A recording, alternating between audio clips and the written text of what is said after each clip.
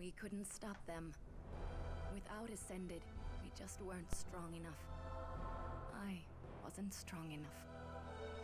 The Guardians branded us heretics, destroyed our machines, and left us helpless against what was coming. Invaders from the rifts swept through the world like a plague. They crushed the Guardians, and then all of Talara fell before them. In their wake came the most ancient of evils. Regulus, the Destroyer. With no one left to stand before him, he devoured everything. But there is one last hope.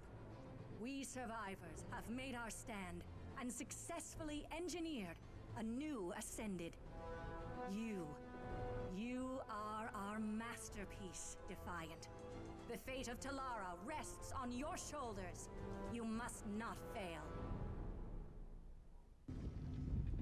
Hey everybody, what's up? Darnoc here for TGN Rift. If you have not heard of me before, that is totally fine. It's highly likely, in fact, as the main channel I do contribute to is our StarCraft 2 channel, and I imagine that there will not be a whole lot of crossover from StarCraft 2 to Rift, as they are two wildly different games. But you know what? I decided to pick up this game as a lot of my friends and family who used to play WoW have left me high and dry and switched over to this game, so I decided, you know what, I'm going to stick with them. I did play a little bit of this game in one of the beta phases. I don't recall which one, but I played like the first 15 minutes and then I just stopped because I had other stuff to do. I was a busy man, but I did enjoy what I played, so I'm excited to play this. So this is just going to be the first video in a series of many leveling videos that I am planning to do for this game, so expect to see a lot more of me here on the TGN Rift channel. If you have any feedback or constructive criticism, or anything like that, please tell me in the comments and I will change my very soul to match what you want, because that's how I roll. So you see, we're just going to be doing the first quest here. I did get the Riftblade soul because I went to the almighty powers of the internet and said, I'm going to play a warrior. What souls should I get if I want to not have to try while I'm leveling? And it seemed like the general consensus was my first two souls should be the Riftblade and the Beastmaster, I think it's called. It's the Beast something or other. I'm pretty sure it's the Beastmaster. So that's what I'm going to be doing here. And you see, I do actually know where I'm going at this moment in the game because this is part of the areas that I was able to experience during the beta. So I did like the first few quests and that was it in the beta. So after that you'll see me sort of wandering around, looking around, trying to figure out what's going on. All that good stuff. So we're going to come out over here. We're going to talk to Dakia Ultan, who says, you know what, there are these guys who are called Husks and they're scary and we don't like them, so please deal with them for us. And I say, okay, that sounds good. I'm going to go hit things. Actually, I'll get my reward first, and there we go. Now we're going to be getting that quest, and it's going to be awesome. So the first question I have to ask you, dear viewer, is what kind of weapons should a Riftblade Beastmaster use? Should I use two-handed weapons or a one-handed weapon and a shield? Because based just looking on stats and my attacks and stuff, I feel like using the two-handed weapon would work better. But I noticed in the little profile picture thing on the Rift website, it had the Riftblade using a one-handed weapon and a shield. So that was kind of confusing to me, so if I'm doing it right, just applaud me in the comments and say I'm so handsome and wonderful, and if I'm doing it wrong, flame me and make me feel like a terrible person so I do not make the same mistake again. So for those of you who aren't super familiar with Rift, both factions, there are two factions, as most MMOs do, because World of Warcraft is very influencing like that. There are two factions. There are the Guardians and the Defiants.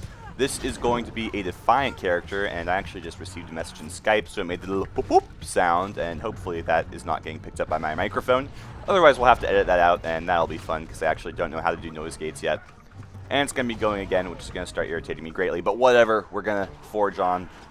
As I was saying, there are two factions, and each faction has 3 races, and I believe this is correct. I'm not absolutely sure, but I believe that the way it works is all the races share, or all the races of one faction share one starting area. So all the Defiants will start out in this area, and all of the Guardians will start out in another area. The race I am playing is a weird name that I don't remember, but it's basically the bad humans. The bad humans, there are good humans and there are bad humans. This is a bad human. The calling I am using right now is a warrior. I don't believe I said that in the initial introduction to this video, but I'm sure many of you did guess that I was a warrior just from the fact that I was talking about Rift Blades and Beastmasters and all that good stuff. Now, as a quick introduction for those of you who may not be familiar with the Rift game, which is actually really fun, I'd recommend you try it out. Basically, the way the game works is there are 4 callings, which are your basic archetypical classes. You have the warrior, the cleric, the wizard or mage or something like that. And then finally you have the rogue or the assassin, the sneaky, stabby type character. And then past that, each character also has access to something like 8-ish souls. I'm actually not sure what the number is. I think it's around 8 though. And those basically allow you to further specialize your character. That's what gives you your talent trees, your specializations, things like that.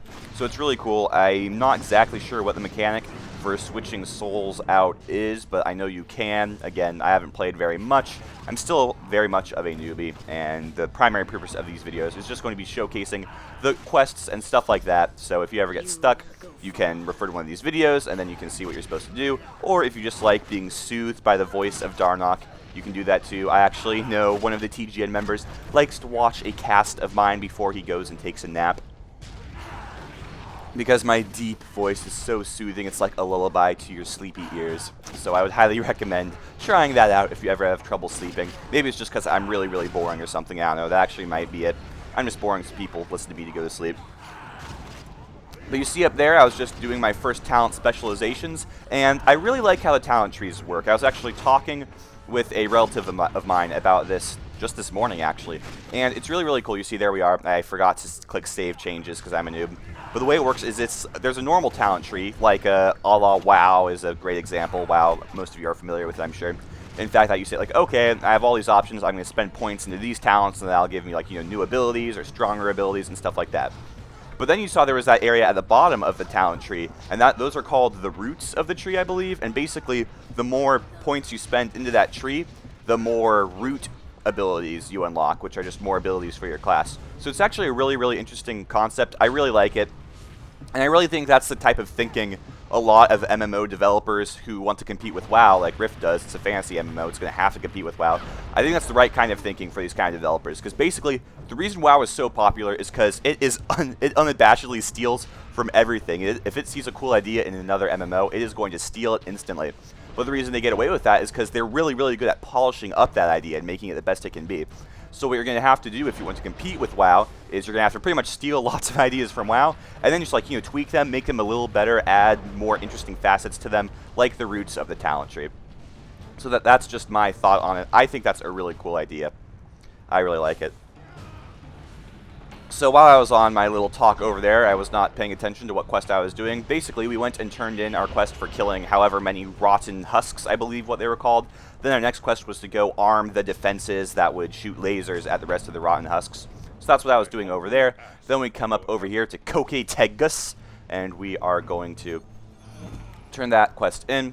Next, he is going to want us to go kill some more dudes. It's just a generic kill quest. We got a pretty sweet claymore from that quest, though, so that's pretty cool.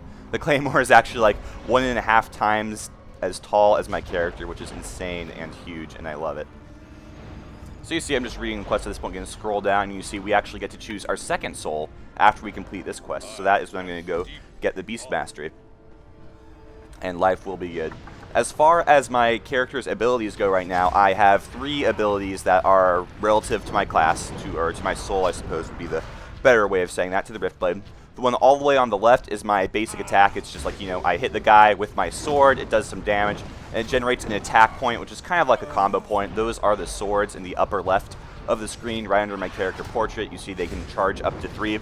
And then, once I have 3 of them, I can use the second ability, which is eluding me as far as its name goes. Basically, it lights my blade on fire, and then I hit people, and it sets them on fire. And life is good, because fire is awesome and kill things really quickly, as you can see. Then my next ability is the one that's third from the right over there. It's that lightning blue crackly one. What that does is that's just an hour-long buff that will give whenever I attack with my weapon, there's a chance of it electrocuting the bad guys. So that's pretty sweet.